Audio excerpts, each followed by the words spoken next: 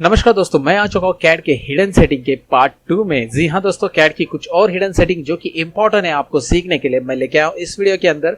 उम्मीद करता हूँ आपने हिडन सेटिंग का पार्ट 1 देखा ही होगा, नहीं देखा तो इस वीडियो के आई बटन पे मैंने उसकी लिंक डाल दी है, जरूर देख लेना पहला वीडियो और ये दूसरा वीडियो। तो बने रहिए इस वीडियो के साथ। मैं हूँ सतीश, लर्न मोर चैनल में आप सबका स्वागत करता हूँ। Let's begin to learn this.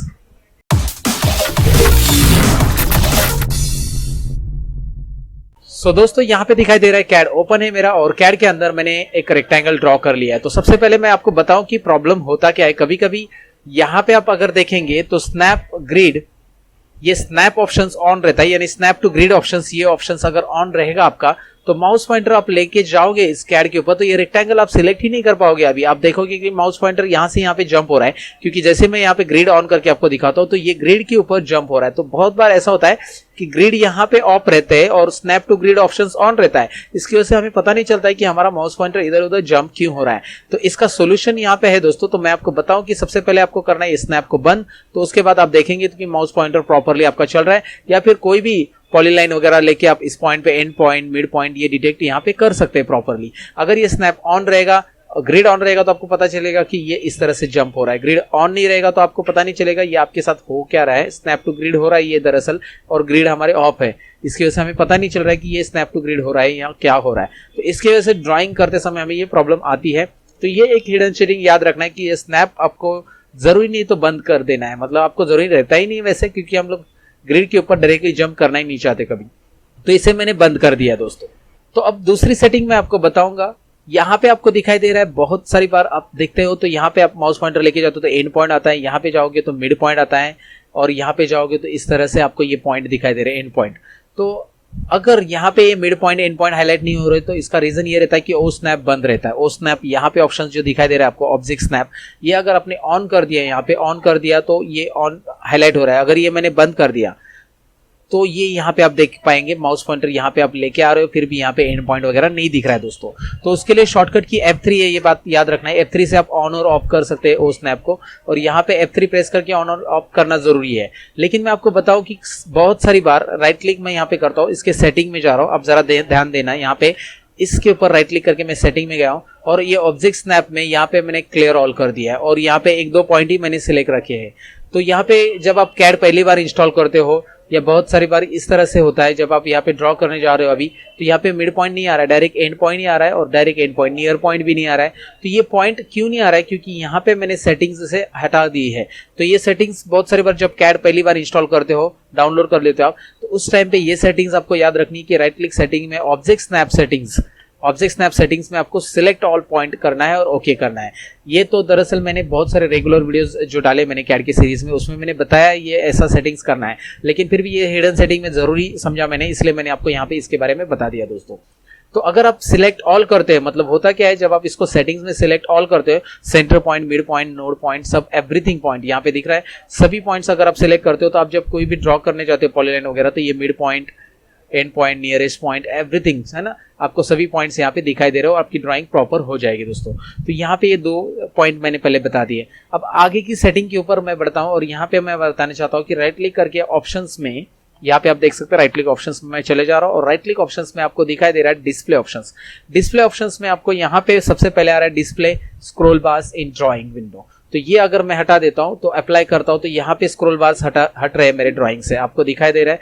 Drawing में स्क्रॉल बार है नहीं, मतलब अभी मैं ड्राइंग में लेफ्ट राइट यहाँ पे मूव नहीं कर सकता स्क्रॉल बार के जरिए, तो मुझे स्क्रॉल बार चाहिए। तो ये डिस्प्ले स्क्रॉल बार, ये ऑप्शन यहाँ पे आपको चेक रखना है, जो कि मैंने चेक रखा है, और इसे अप्लाई कर देना है। और यहाँ पे स्क्रॉल बार आपको दिखाई दे रहे हैं ड्राइंग में, पीछे यहाँ पे आप देख सकते हैं माउस पॉइंटर में वहां पे रख रहा हूँ, और यहाँ पे स्क्रॉल बार आपको दिखाई दे रहे हैं। तो ये स्क्रॉल बार यहाँ पे आते हैं, स्क्रॉल बार से आप स्क्रॉल कर सकते हैं अप एंड डाउन पेज को, इसके लिए स्क्रॉल बार की जरूरत होती है।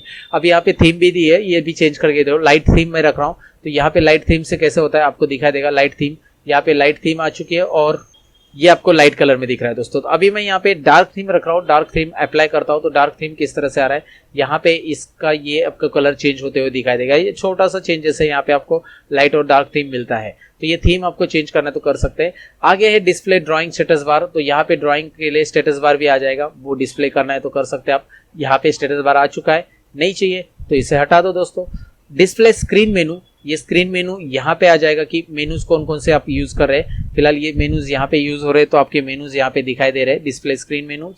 और जो मेनूज हमारे ड्राइंग में है पूरे पूरे यहाँ पे दिखाई दे रहा है, टूल बार्स, टूल्स कौन कौन से ऑन है, सब यहाँ पे आ जाता है। उसके बाद ये जरूरी ऑप्शन है, जैसे कि ये यहाँ पे देख लो। अभी ये दोनों जो डिस्प्ले ड्राइंग स्टेटस बार और डिस्प्ले स्क्रीन मेनू इतना यूजफुल नहीं है, लेकिन यहाँ पे यूज लार्ज बटन यूजफुल हो सकता है जब आप कोई प्रेजेंटेशन दे रहे हो कैड के अंदर। तो इस तरह से आप इसे लार्ज बटन पे क्लिक करके इसके आइकॉन्स लार्ज कर सकते हैं, जैसे ये ड्रॉ के लार्ज आइकॉन्स हो सकते हैं। तो यहाँ पे तो मैं आपको दिखाने के लिए जूम करता हूँ हमेशा, लेकिन यहाँ पे ये दिखाई दे रहा है आपको कि ऑलरेडी ये लार्ज साइज में आ चुका है, क्योंकि मैंने ये टिक रखा है। ये हटा दिया मैंने चेक। अभी ये चेक हटाने के बाद आप देख सकते हैं इसे किस तरह से आ रहा है, ये छोटा हो जाएगा फिर से। अब ये तो यूजफुल था ही था, लेकिन इसके नीचे का भी यूजफुल है, शो टूल टिप्स। अगर ये मैं गायब कर देता हूँ, आपको मैं दिखा देता हूँ, और ये जरूरी है समझना आपको, शो टूल टिप्स अगर हाइड है यहाँ पे अप्लाई करोगे, ओके करोगे। अगर आप कहीं पे कैड के इंटरव्यू के लिए जाओगे और टूल टिप्स नहीं आ रहे, जैसे माउस पॉइंटर आप वहां पे रख रहे हो, तो ये टूल्स कौन सा है, आप अगर कैड में नए हो तो आपको ये पता नहीं होता है कि ये टूल्स कौन सा है, क्योंकि आप माउस पॉइंटर रखते हैं, उसका नाम आ जाता है तो आप समझ जाते हैं हाँ ये ट्रिम है, ये एक्सटेंड है, ऐसा ऐसा टूल है। लेकिन ये यहाँ पे आप देख सकते हैं मूव टूल भी, इसका नाम ही नहीं आ रहा है, क्योंकि मैंने शो टूल टिप्स यहाँ पे हाइड कर दिए। तो इंटरव्यू में ऐसा होता है दोस्तों, तो राइट क्लिक करो, आप ऑप्शंस में जाओ और टूल टिप्स यहाँ से शो होते ही ये जरूरी है कि टूल टिप्स आप यहाँ पे शो करो, और उसकी शॉर्टकट कीज भी साथ में चाहिए, नहीं चाहिए। उसमें एक्सटेंडेड टूल टिप्स आता है। एक्सटेंडेड टूल टिप्स क्या होता है मैं आपको दिखा देता हूँ। माउस पॉइंटर यहाँ पे रखते ही, सपोज यहाँ पे मैं माउस पॉइंटर रख रहा हूँ, तो स्केल आ रहा है, उस स्केल के नीचे एक्सटेंड होके आ रहा है ये टूल टिप्स, और ये 2 सेकेंड्स के बाद आ रहा है। तो ये राइट क्लिक करके मैं ऑप्शंस में जाऊंगा, और यहाँ पे मैं आपको बताना चाहूंगा अभी कि शो एक्सटेंडेड टूल टिप्स अगर आप ये हटा देते हो, और यहाँ पे ये हटाने के बाद आप देख सकते हैं कि अब ये एक्सटेंडेड टूल टिप्स नहीं आएगा। बस आप यहाँ पे माउस पॉइंटर रखोगे तो आपको बस ट्रिम ही मिलेगा, ट्रिम के नीचे के ऑप्शंस नहीं मिलेगा, या ट्रिम में जो एक्सटेंडेड कमांड आती थी, एक्सटेंडेड एक्सप्लेनेशन आता था, वो नहीं आ रहा है यहाँ पे। तो ये एक्सटेंडेड टूल टिप्स आपको समझ में होगा। राइट क्लिक करके ऑप्शंस में जाकर दोस्तों यहाँ पे आपको ये एक्सटेंडेड टूल्स टिप आ जाता है।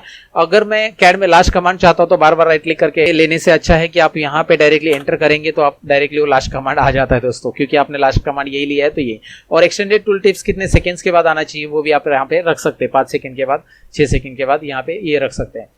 तो ये यहाँ पे समझ में होगा। ये एक हिडन फीचर्स, ये हिडन सेटिंग्स मैंने आपको बता दी है। कुछ इंपॉर्टेंट और हिडन सेटिंग्स ये पार्ट 2 में मैंने कवर की है। मैं यहाँ पे हिडन सेटिंग के छोटे छोटे पार्ट बना रहा हूँ, क्योंकि कैड में आपको इंटरेस्ट क्रिएट हो, इसलिए बड़े पार्ट में बनाऊंगा तो आपको बोरिंग लगेगा, ज्यादा टाइम देख के कोई वीडियो ही नहीं ओपन करता है, इसलिए मैं ये छोटे पार्ट्स में वीडियो बनाता हूँ दोस्तों। तो उम्मीद करता हूँ आज का ये पार्ट पसंद आया होगा और अच्छा भी लगा होगा। अच्छा लगा तो आप करेंगे लाइक बटन पे क्लिक। अगर आप नए हो मेरे चैनल पे तो सब्सक्राइब जरूर करना, और सब्सक्राइब के बाजू में जो बेल आइकॉन दिया उस पर भी क्लिक करना, क्योंकि मेरे वीडियो की नोटिफिकेशन आपको रेगुलर मिलती जाएगी दोस्तों। तो चलिए मिलते हैं अगले वीडियो के अंदर, तब तक के लिए की कहूंगा दोस्तों, सीखते रहो सिखाते रहो। Bye bye.